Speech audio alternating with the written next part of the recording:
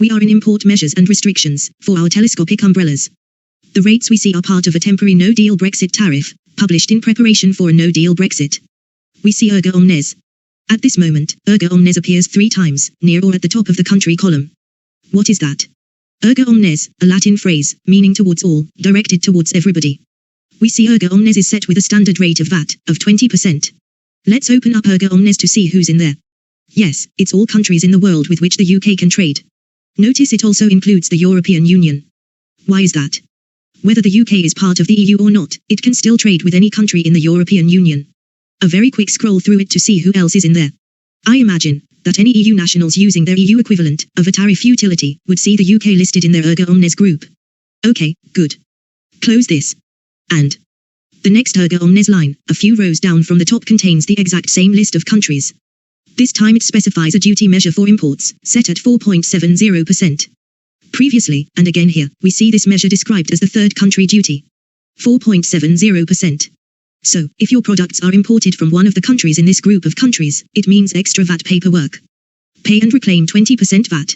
Also, an increased duty. 4.70% import duty. Both of these charges are set at 0.00% for the UK, whilst it is in the European Union. Next, we'll take a quick peek at other trading areas.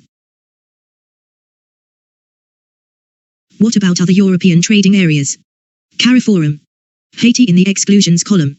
Scroll down a bit. Eastern and South Africa states. Open that. 2 trading areas made up of great holiday destinations I'd love to visit. Close that. Scroll down a bit more. We see European Economic Area is also listed here, sandwiched in between 2 GSP records. We immediately see that the European Economic Area has duty set to a trade preference of 0.00%. Open that. 3 countries and the EU trading area listed here: European Union, Iceland, Liechtenstein, and Norway. Let's look up EEA. The European Economic Area, EEA, agreement, established in the 1st of January 1992 or 94, it says here. The EEA agreement enables the extension of the European Union's single market to non-EU member parties. Will the UK be part of the EEA agreement after Brexit? I should think not, but let's see where this leads.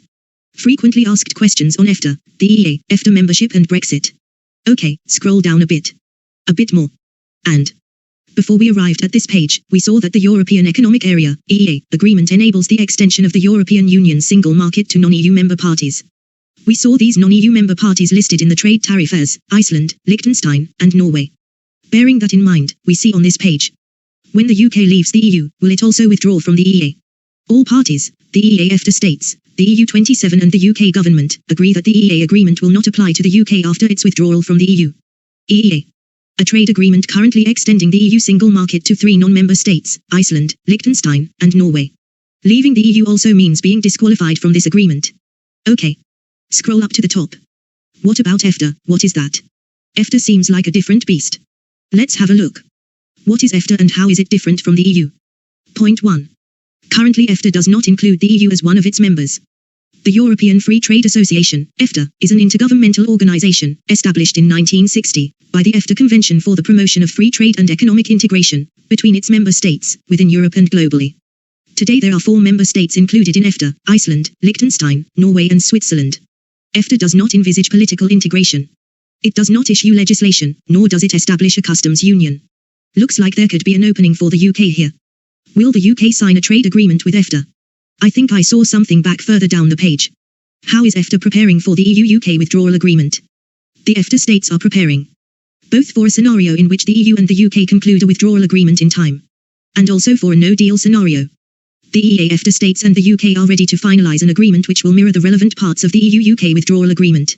Interesting, and as an example, we can open and briefly skim, guidance, summary of agreement on trade in goods between Iceland, Norway and the UK. This agreement aims to achieve continuity of preferential trade, in the form of zero-rate tariffs on industrial products, and preferential tariffs and tariff rate quota allowances, for agricultural and fishery products. We discuss quotas later, for now let's close out of here. Also, with thanks to EFTA and Thorfinn Omarsson, let's close out of here as well. Economic relations between countries and trade areas, are formally defined by contracts, referred to as trade agreements. We will look at 1 or 2 of these later. Next, we'll introduce the World Trade Organization.